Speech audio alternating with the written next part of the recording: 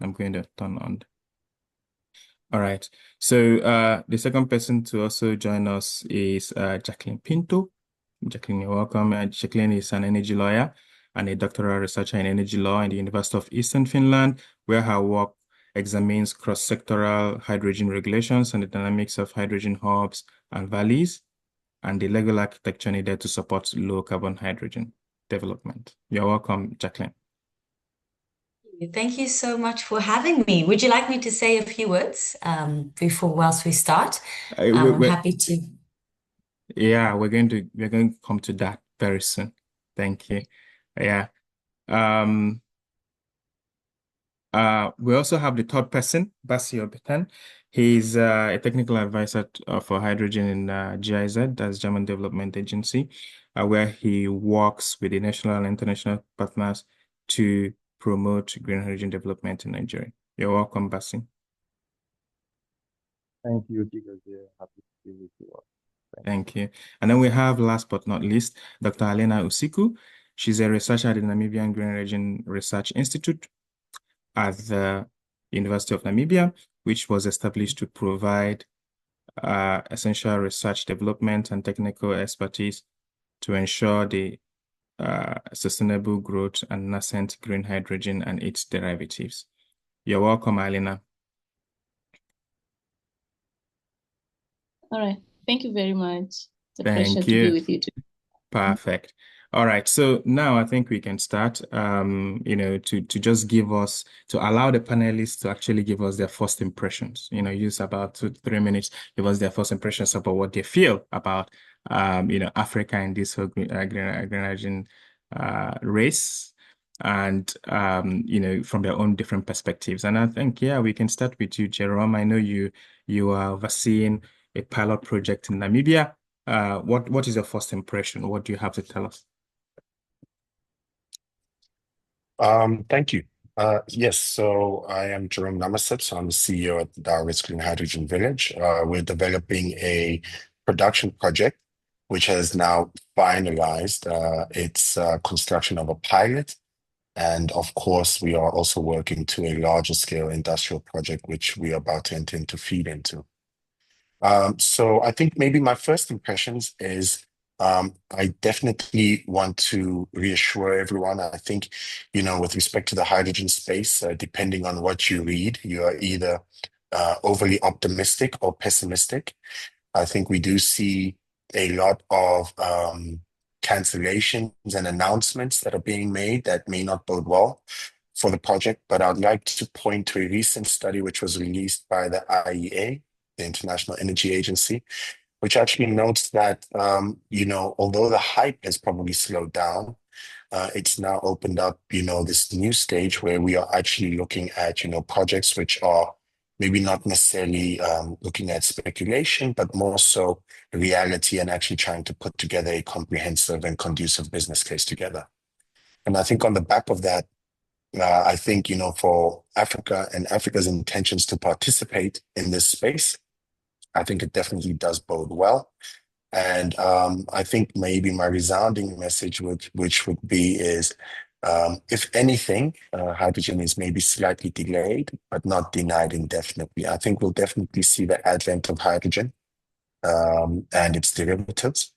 And I think it creates an interesting opportunity for us to focus on locally relevant solutions that also meet, local usage or local utilization requirements, whilst also catering for our international development partners and, countries all over the globe. All right. No, thank you so much for that. So your message is a message of hope, that we shouldn't lose hope, that hydrogen project is picking up in the African continent. I want to bring in at this point also Jaqueline. What do you think about this from the regulatory perspective and legal perspective? Do you think that Africa can actually, make a way in this particular race? Thank you so much, and thank you so much for having me here. And my name's Jaqueline. I'm a South African attorney and notary, and I'm currently part of a project called Teresa, where I'm completing my doctorate at the University of Eastern Finland, and my research focuses on hydrogen regulation. So perhaps before I dive straight into regulation, and when I say regulation, I think some people think I'm a lawyer. It's not just legislation. I mean the entire ecosystem, policy, standards, institutional frameworks, governance mechanisms. We need all of those in order to actually have a hydrogen ecosystem in Africa. But I have the same hope that was just expressed. I really think I was somewhere the other day where they said the tourists have left. And, now we're seeing the real serious people in the hydrogen economy starting to do things. And Africa, I like to say as a starting point, Africa is not one homogeneous continent. So I can speak certain things about Africa generally, but then of course, you need to look country by country, but Africa is uniquely positioned to become a global hydrogen powerhouse. We have the renewable energy. There have been reports that have come out that are extremely, positive about the estimates that it could add to the GDP of countries for the continent. But there are questions we need to ask ourselves, and I'll go into them. But the questions we need to ask ourselves are we going to use it for domestic use or export? There's questions around land and water use and how to regulate that. Questions around funding. Do you get it from overseas?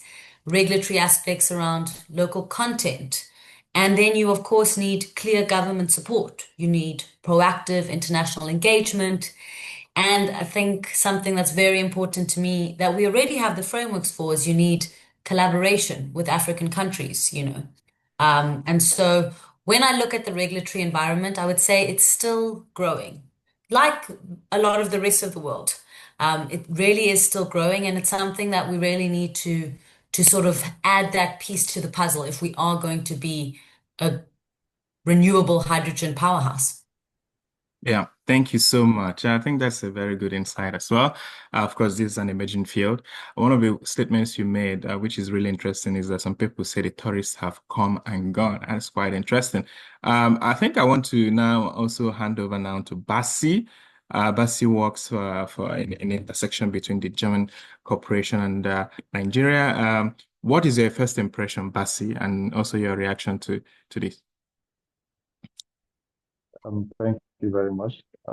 Because Jerome and Jaqueline have, I think, laid the overview of what perception would be for Africa at the continental level. But from where I sit, I would say hydrogen offers Africa something quite unique, which is it's putting us at the same starting point as the rest of the world. We have that very unique opportunity to, compete at the very early stage with global players in terms of pilot project, in terms of pilot research, whether you're looking at electrolyzer technology, it's still developing, and we have that very opportunity to also invest in that space and also compete globally in terms of technology. We are looking at projects, practically, globally, even projects are also still very much in the pilot phase, and hydrogen offers Africa. So generally, from where I sit, hydrogen gives us one unique opportunity to be able to compete globally in terms of capacity, in terms of technology, in terms of research, in terms of framework and regulations and all, and also forecast into the future for another 10, 15, 20 years. It's not a technology we are being introduced to or when the rest of the world has gone into standardization and proper adoption. It's coming to us when at the same time it's going to every other place, and we have that very unique grace, I would say. And so for me, hydrogen comes with that privilege for Africa.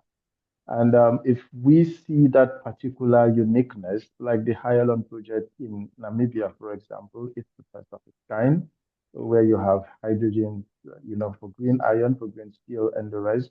So it's kind of very unique for every project we're putting on the ground in Africa at the continental level. We have the opportunity to compete globally with the best.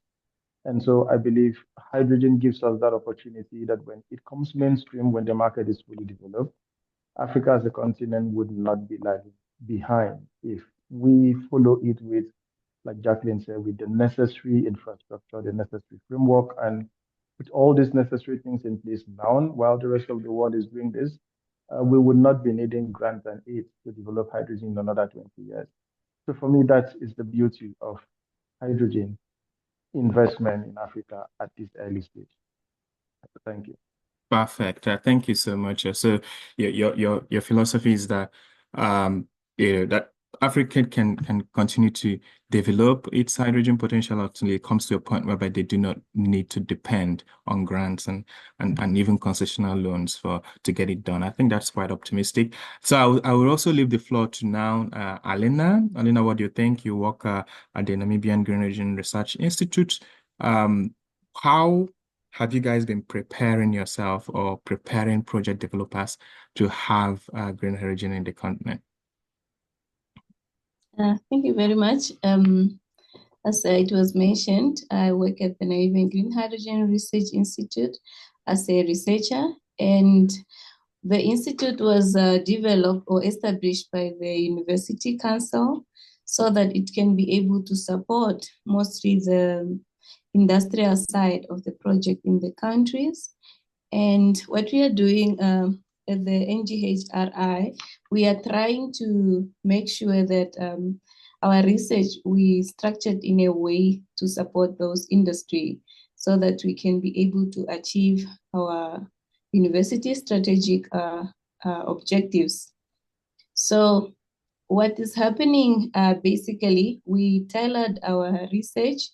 For example, we have worked with Jerome for the Daures Green Hydrogen Village. It's a project that we just concluded lately, where various projects were structured around what's happening on the ground at the Daures Green Hydrogen Village. As he explained, it's all about producing ammonia for the utilization in the fertilizers. So we had different structured projects running across the entire green hydrogen value chain, like from the clean hydrogen production to the production of ammonia, and also the handling of the brine that come as the intermediate products during the production of hydrogens.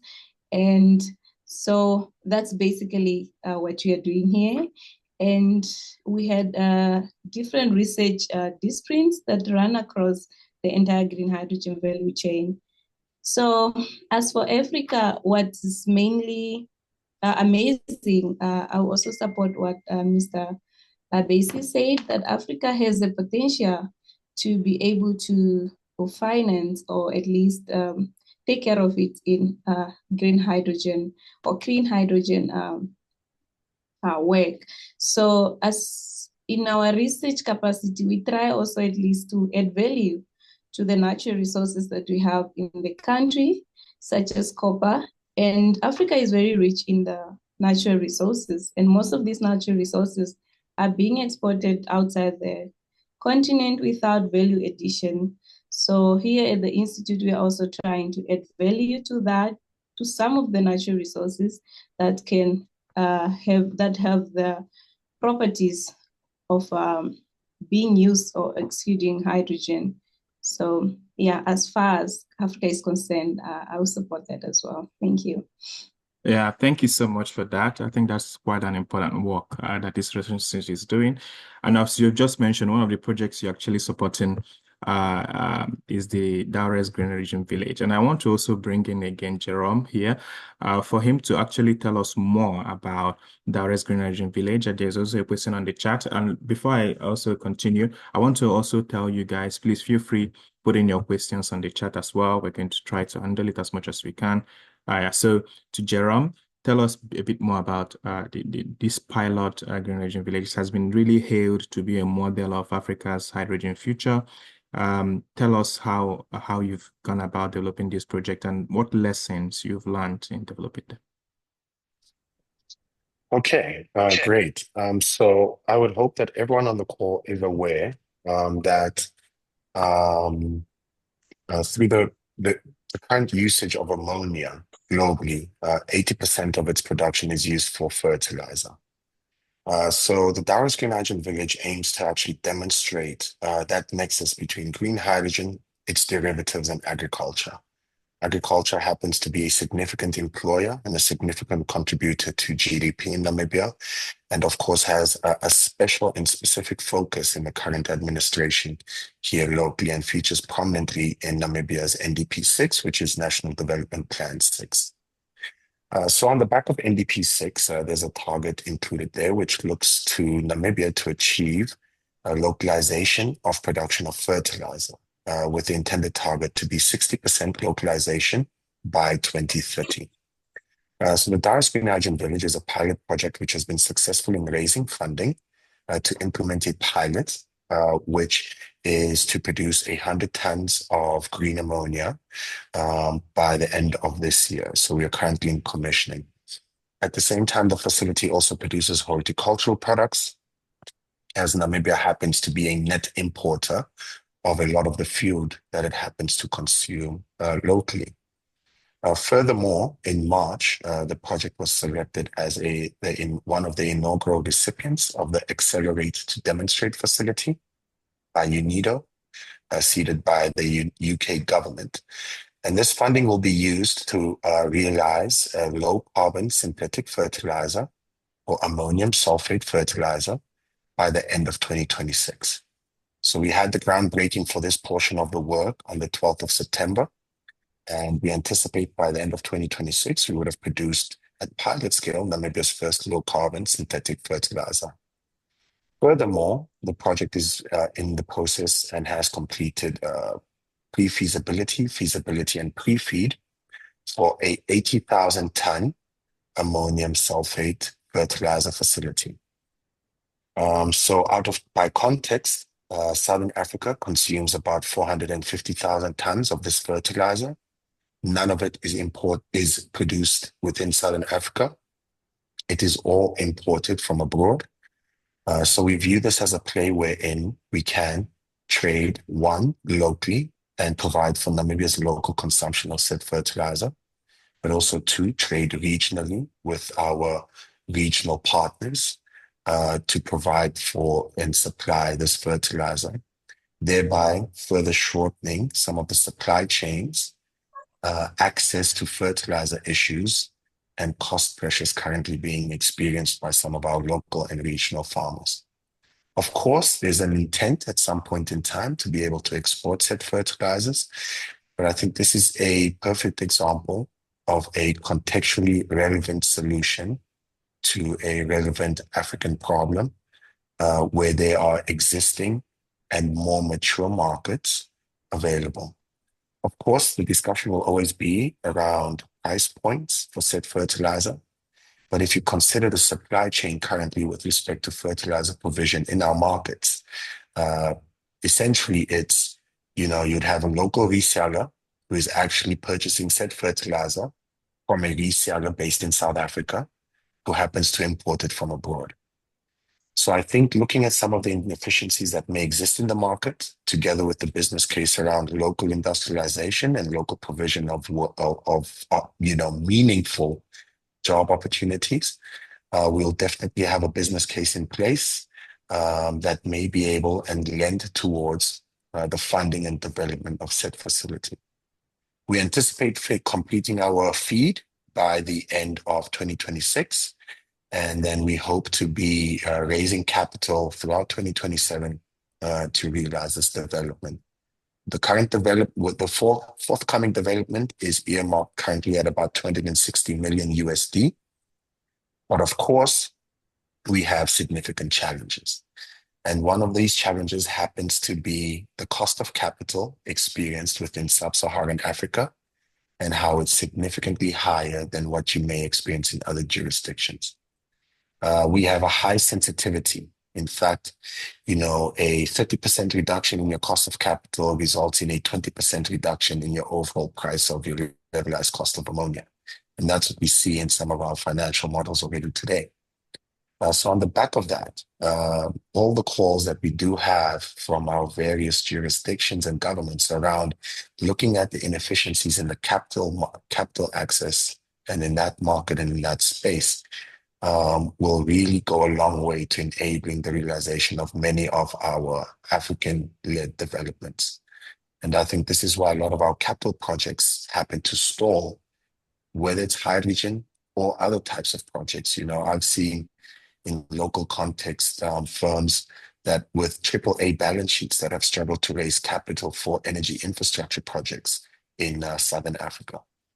So I think this is really an important lever for us, and that's why we welcome, all of the developments in the capital and financing elements or space that looks to provide for cheaper capital for green projects that can potentially, one, allow for this local industrialization, but two, also, address some of the climate change issues that are being experienced globally. Okay, no, thank you for that. So from our understanding, you've already been able to attract this funding as well. So it's one thing to announce a funding, it's also another thing to be able to have it available and using it to get something done. So which one is it here? So to date, we've managed to, of course, raise capital to enable this pilot. Okay. Right. Yeah. And this has been through various development partners. At present, we are in the process of raising development capital to fund the balance of our FEED studies, which are required. And then subsequent to that, that's when the game starts, and that's when you need to figure out where you are sourcing your equity from and where you're sourcing the corresponding debt to realize this development. Okay.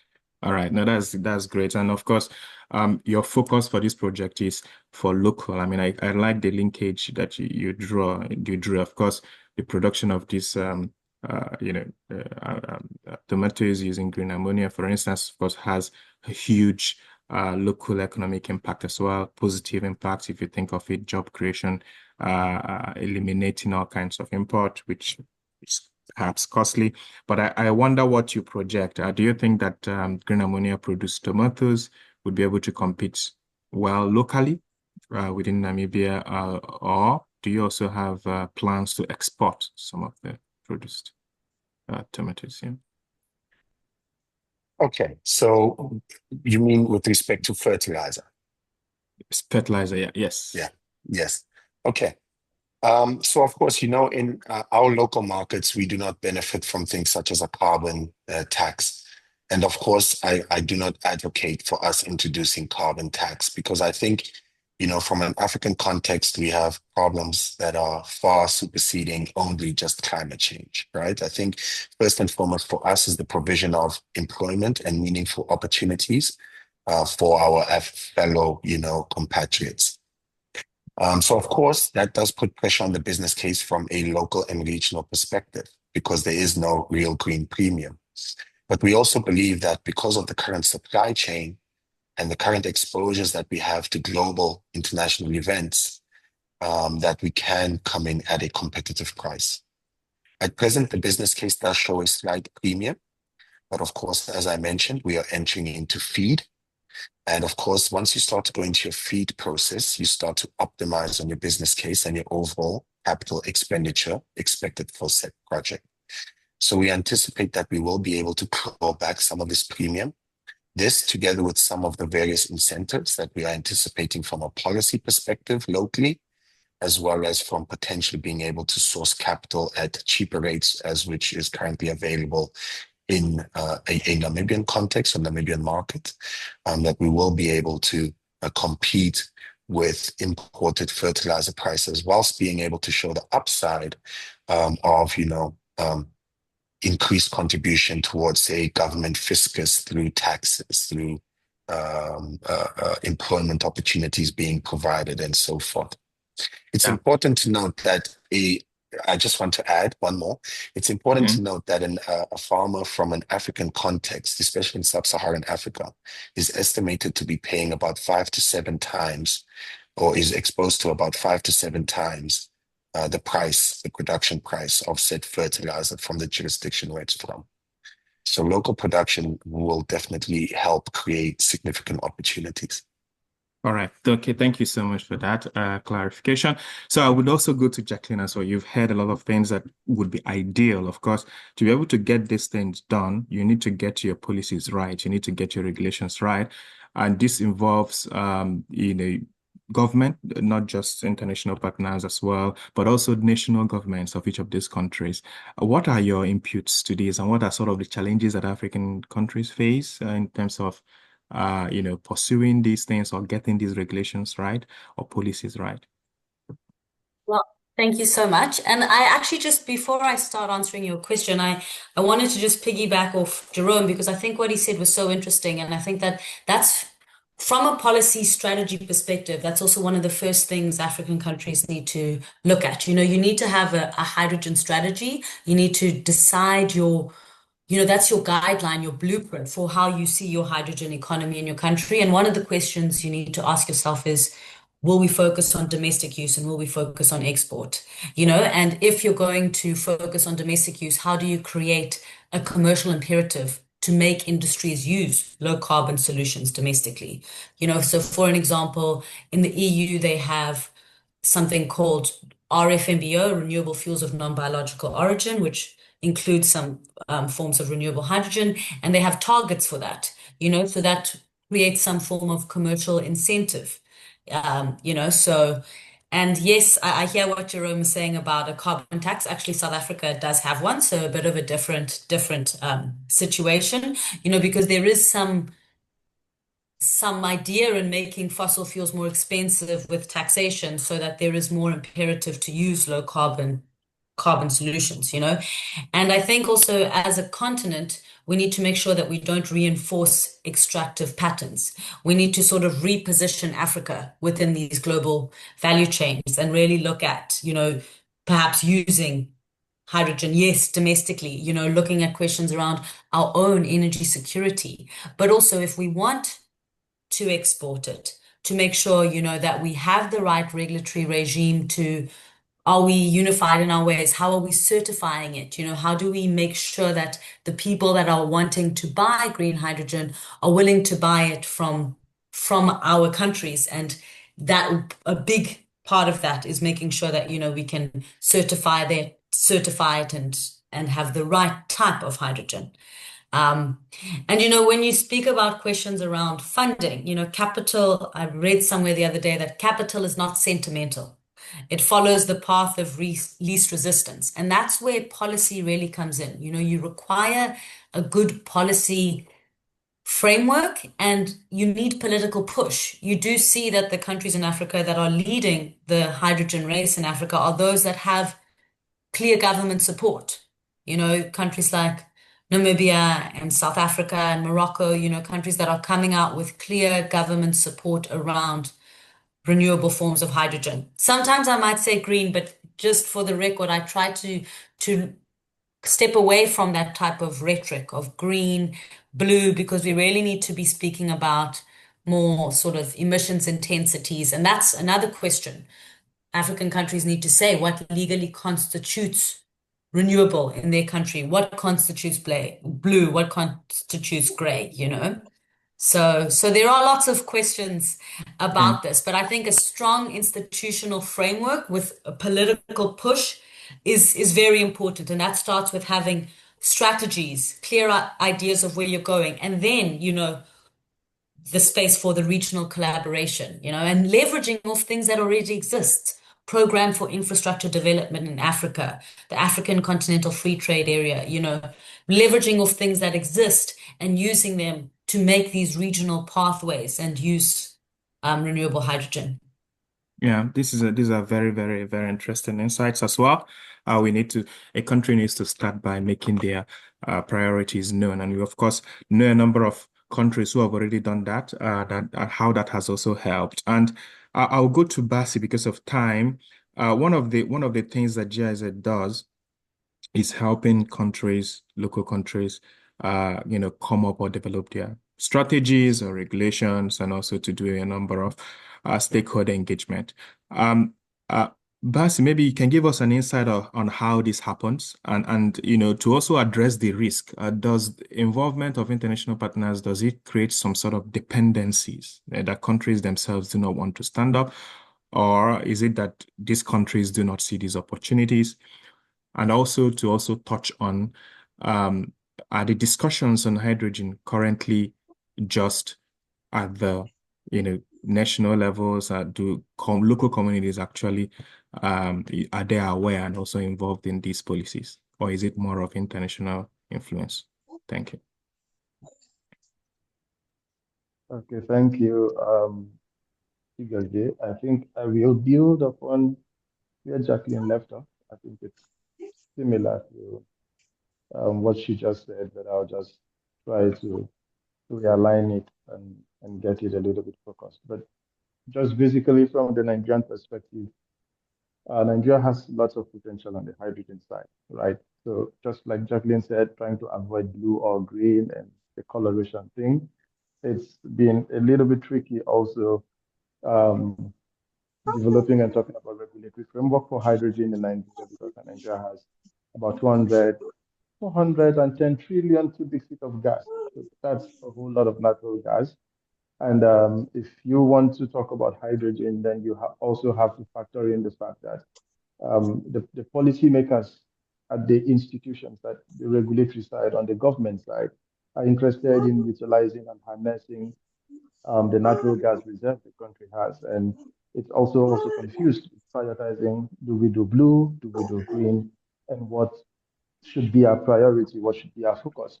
But on our own side, from the GIZ side, personally, on the GIZ end, it's basically supporting these institutions, not guiding them, but supporting, more like providing advisory services, because the government has a mind of its own. The government has a national plan, for example. So hydrogen policies, I know is the same thing in like in Namibia, and then you look at it in Kenya, you look at it in Ghana, and even I looked at the South African model. It's the same thing. You have to, embed this in national planning. You have to look at it from the context of the national plan. What does the country look forward to do in another 20, 30 years? So you're not going to develop this in isolation. So GIZ cannot and does not produce policies for government. You discuss with the institutions relevant to this topic and then sit with them and then fill in this advisory loopholes or advisory gaps where there is one. And if there is need for you to provide some kind of technical, back into what they do, then and you provide that. Then the community is also clearly involved, because if you have the government sit on one side, the government is obviously a representative of the people, so you cannot shave a man's head in his absence. So the people have to be part of what the government is doing. So I'll take a cue from the Nigerian hydrogen policy, which is currently ongoing. So there are working group meetings that have gone across different states in the country, moving around the country to get input from stakeholders at the subnational level to say, oh, the federal government is doing this policy, what do you think? Both on the private sector side, there are also engagement with people from the private sector who are also making input to the document and say, oh, we don't want this, we want that. We don't want that, we want this. The implication of this is in the long term, you're building a document that is people driven, that is bottom up, it's not top down. So you're not writing it from the top and forcing it down, the populace. You're building a legal document that is being built from the bottom up. So everybody makes contributions, everybody makes inputs, the document becomes more robust and more rich and has more buy-in of the stakeholder.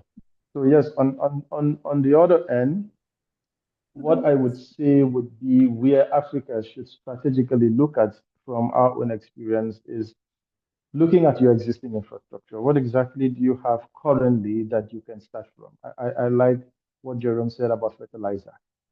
For example, you do not have potential for fertilizer and you're talking about hydrogen for electricity. African states and African countries must learn to look at where they have the best use case for hydrogen. We must avoid the temptation of being flashy. We must try to avoid that temptation of trying to, look very catchy to maybe global audience or investors or like the tourists, you may say.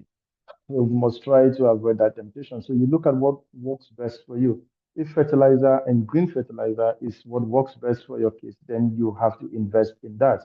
If transport, for example, works best for you in your own model, then you look at that. Nigeria, for example, had also had challenges with the word green hydrogen for a while until there was some sort of compromise where you have blue and green on the table, and we all agree, okay, we can talk blue and green at the same time. And so this is still based on the idea that you should stick to what works best. If you have 200 trillion cubic feet of gas, then you should also be thinking of cleaning up this gas. You must be thinking of blue hydrogen to a reasonable extent. So African countries should look at developing hydrogen along the value chain that works best for them, that works best for their local interest, that serves best their own internal use. The model on building the entire hydrogen industry on the export-oriented end is not sustainable because you have to constantly be competing with, external forces for the market. You have to compete for technology. You have to compete for manpower. It's not sustainable in the long run. And what happens when this market moves somewhere? What happens if there are sanctions and there are sanctions from different places? So, and Africa also, like Alina said about something like developing things locally for us to use locally. We have to also look at it from that perspective. We must grow the technology locally. We must produce things that can be, the end use must be within the continent. We must prioritize using 60 to 70% of the hydrogen that we produce. It must go into ammonia. The ammonia must go into fertilizer production. It must go into methanol. Methanol should go into shipping. So it should go into, we must look at the value chain and look at what and how we can utilize the best use case scenario for hydrogen locally, while also thinking about the export market. But we cannot solely build an entire industry on the export end. It's not a very sustainable model. Thank you.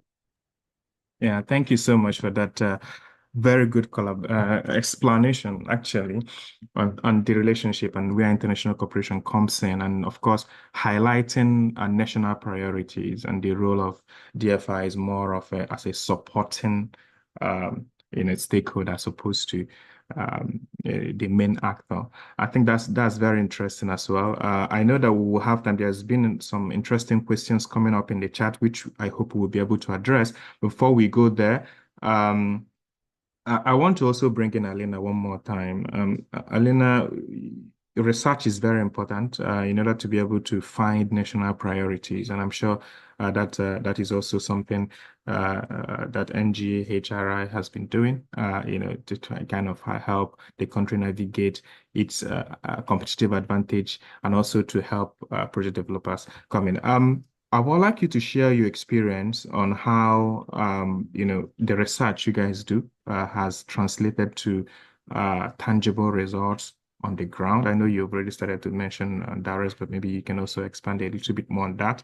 And what other countries, African countries can actually learn, and, if they want to set up such kind of research institutes.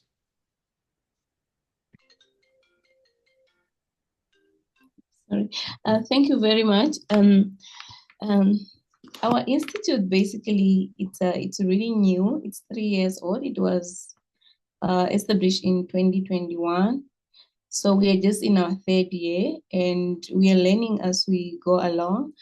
But for the country that are interested in setting up the entire research backbone of their project within their countries, I think the first thing that they need to look at is making the local people understand. I know research is mainly like on a laboratory or microscopic level in the lab, but once you have that local awareness where the local people understand the production outcomes and the technology very well, then I think everything will run smoothly.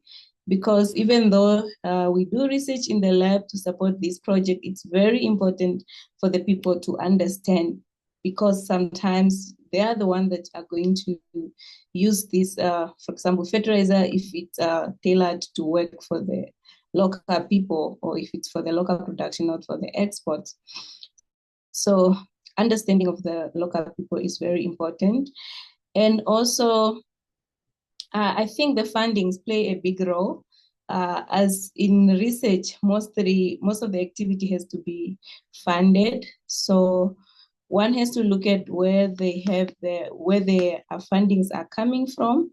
Some of them are connected to the projects that are being supported by the research, but some of the funding, sometimes we need to apply for ourselves to make sure that the institute keep on running. And we have been experiencing also challenges because sometimes funding comes with agreements also that will require certain things to be given, or certain collaboration which does not suit the institute sometimes. So as it was also mentioned by Bessie, that we need to do this for Africa. However, most of our funding is coming from outside, and those funding will require, giving back to where the funding is coming from in a way. So I would just say, like, look where your fundings are coming from, what are they involved, and all that. And also, the government should also be able to support. This was mentioned by one of the speakers earlier, that if the government does not support these initiatives of the clean energy production or technology utilization in the countries, then it's very important, because it has to be based on the policies in the country's document. As Jerome also mentioned, that this is mentioned in our NDP6. This is one of our country's most important guiding document we have right now, and of which we are trying to achieve its objective right now. So that's all I have to say about that. Like, support, people on the ground, and the fundings are really important if any country is trying to develop this. Thank you. Yeah, thank you so much for that. I think that's also really very important as well. And I think, having such research as well in other countries is really very important as well. And also trying to bridge that gap, as you said, it could be that it's such research institutes that will have to bridge the gap in terms of sensitization of local communities of what this is about, and also kind of to debunk so many myths about such kind of projects. I'm going to be drawing some questions from the chat and also asking some questions. I was trying to combine them in a way. I know there were some questions regarding scales. So when these projects have been done, are we paying a lot of attention to scales? This question is coming from Gunilla. We also had another question regarding water. I know we've already started to approach it as well, but more generally, natural resources. Are we really paying a lot of attention at the sources of this, for the development of a, green hydrogen? Does it have impact in society? How is this impact kind of compensated for? And also, last but not least, to put it there before we go to another one is, in terms of sourcing financing, mainly from abroad, what are sort of like the challenge or kind of the dilemma of trying to also ensure that while meeting to the conditions of that financing, that one still maintains the national priorities, within the countries or the project objective as well. So I want to hear from, anyone who wants to start. To give a very quick roundup to some of the questions. So I think on water, I think the water question is an integral one, and that also means that you need to decide where you make your hydrogen very carefully. In water scarce areas, of course, desalination is one consideration, but desalination is also extremely expensive. So it adds to the costs of your hydrogen production. And so also having a regulatory framework where you're looking at that water hydrogen nexus and ensuring water security is a very important aspect. When it comes to other minerals, I think we mustn't forget that the predominance of global platinum group metals are actually in South Africa. So that's a critical material for electrolyzers and fuel cells. And so we actually have that raw material that is very important for the whole hydrogen value chain on our continent. And so we need to leverage off that. And when it comes to skills, actually, sometimes I think people would think, oh, Africa's not in a great position. But again, South Africa, for example, has decades of experience in the Fischer-Tropsch process for synthetic fuels.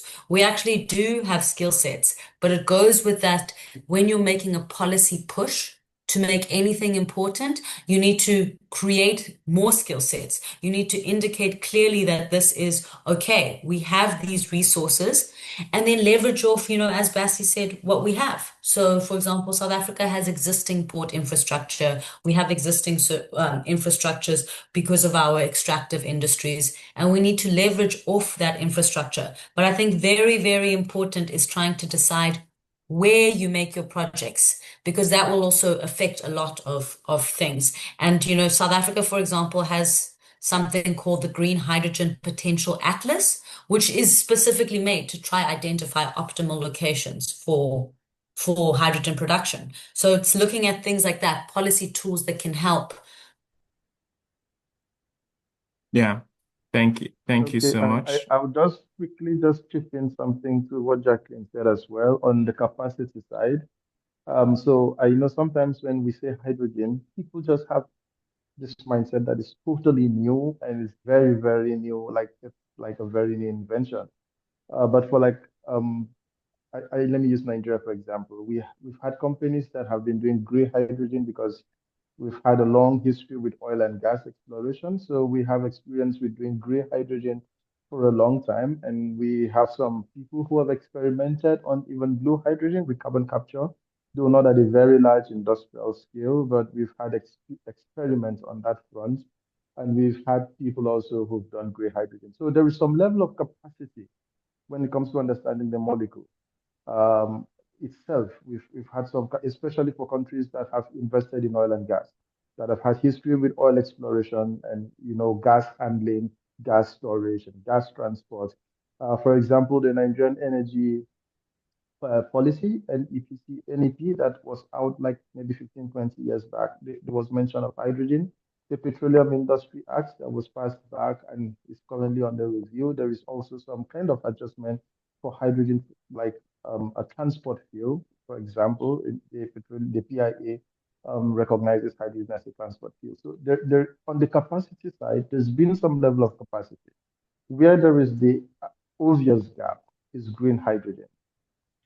For me, I think green hydrogen specifically is where there is a very clear, obvious capacity gap, and that needs to be filled. And I believe, like what Alina's institute is doing, is going to grow capacity to fill that space in, strategically. It's not a one-stop thing. We cannot do that like in 2, 3 years. Obviously, we would not be able to fill that space. Let me use another funny example is when oil and gas came into Nigeria, we relied heavily on expert service. Most of the technical officers in oil companies were expatriates, were brought in from outside. And then we started building capacity and making regulations and making laws and providing, increasing local content in the space. And now we are decarbonizing. We are decarbonizing oil asset, and then we are having stranded capacity. So we have to also, we are conscious as a people, as a country, we are also conscious of the fact that for hydrogen, we need to build this capacity on time. We need to transition the locals. We have to increase local content and build this capacity. So at the regulatory and the policy and governments at different levels are doing what they can do to ensure that this capacity is being optimized and is being built. On the water question, I don't have much to say. Maybe Jerome would come in here and say something, but I don't, we've had a lot of studies, we've seen a lot of numbers, like you need like maybe for 9 liters of water, you can get 1 kilogram of hydrogen, and then vice versa, depending on the capacity and what you want to do, and depending on the electrolyzer and all of these. The numbers are not very specific, but then I usually say some very silent facts. Agriculture uses much more water than any other sector globally. If you look at the number, for example, you spend more water in agriculture. So the water demand for green hydrogen production is not, like in Nigeria, hydrogen policy is not even enough for us to put it in the policy, for example, because Nigeria is not a water-stressed country. So you're looking at the volume and you're not even worried enough to make a regulatory demand to say, oh, you cannot take water from here, you cannot take water from here, because the volume is not significant to warrant some kind of regulatory demand. That's what I'm saying. You use water for it, but for countries that are not water stressed, that I know Namibia is water stressed, but Nigeria is not water stressed. And if you look at the volume of what you need for your hydrogen production, it's not really significant for a country that is not water stressed to make it a regulatory topic. But even at that, sectors like breweries, for example, you spend more water on Coca-Cola than you would ever spend to make hydrogen that a country like Namibia will need for 50 years. You will use more water to make Coca-Cola in 1 year than you will need for hydrogen for like 50 years. So there are sectors that take much more water than we do. Cosmetic, breweries, agriculture, hydrogen would never challenge these sectors. Just to put it in perspective, hydrogen would not compete with these sectors even when the market is fully developed. There are studies that have been done in Germany, for example, taking Berlin metropolis, for example, to look at the hydrogen need, even if you want to use hydrogen to electrify Berlin, for example, it will not still compete with agricultural water demand by 2050. So I know there's some silent question around this and fears around this, but I don't see this as a significant fear. And maybe other speakers can just chip in more experience. Thank you so much for that thorough experience getting scales and water. Because of time, I'll try to kind of like direct other questions coming up from the audience as well. And I'll ask Jerome to touch also on the topic of financial models, how, with the financing models, this question is coming from Gawi. A financial model prioritizing investors and external beneficiaries, while local communities are often excluded. Is that the case? Because perhaps of where the funding is coming out from. And also maybe off-taker interest is coming from Gunilla as well. Off-takers or partners, do you think that they may withdraw interest as well? Their interest in off-taking as well. But I think that most of your project is actually local, right? So maybe you can address these two a little bit, and while we are nearing towards closing. Okay, great. Yes, so from a Namibian context, I did mention in the chat that, but just quickly with respect to water, we are planning for desalination in our next steps. It has been one of the consideration in terms of where we are setting up. And of course, we are looking at innovative ways as to lessen that capital burden. So for example, in the area in which we operate, we have many prospective mines that are looking to set up.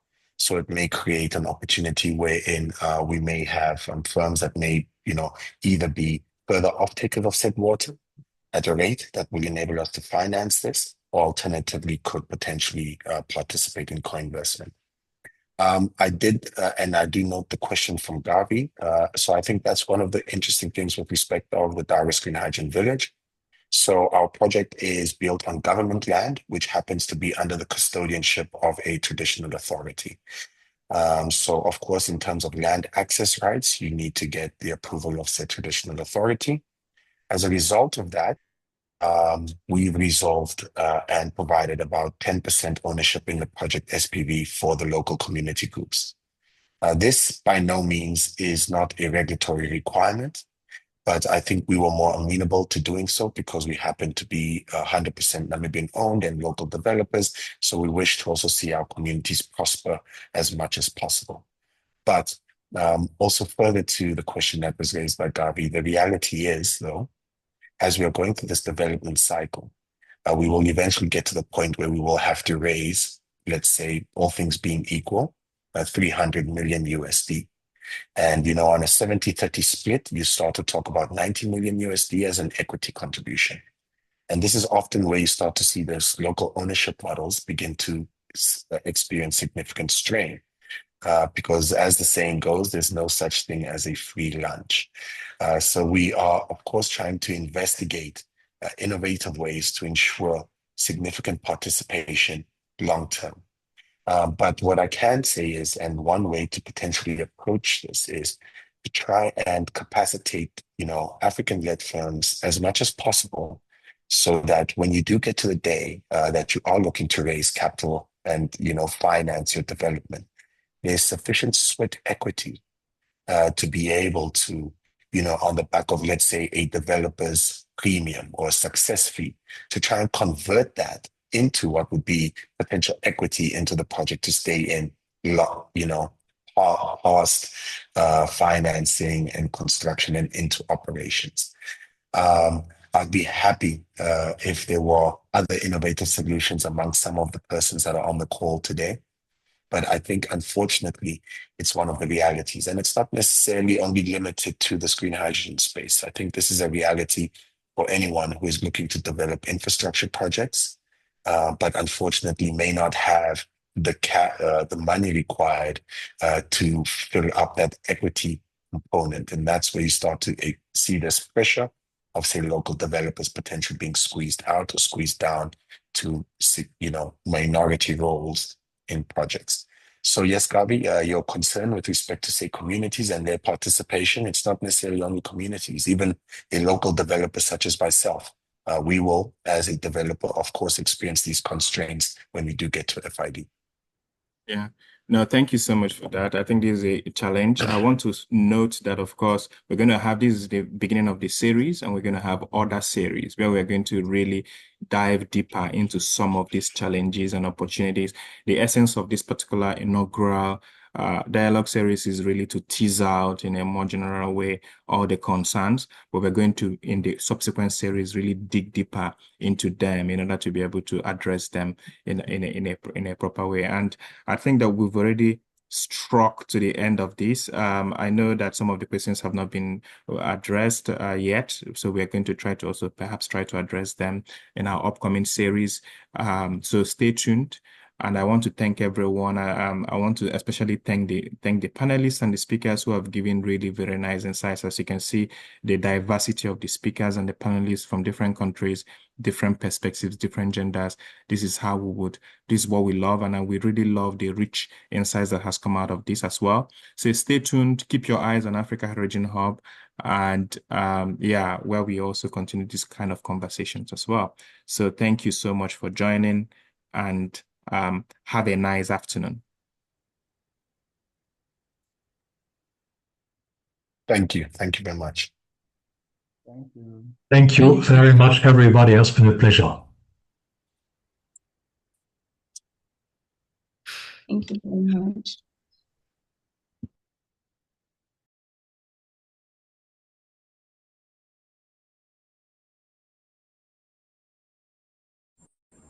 Thank you very much.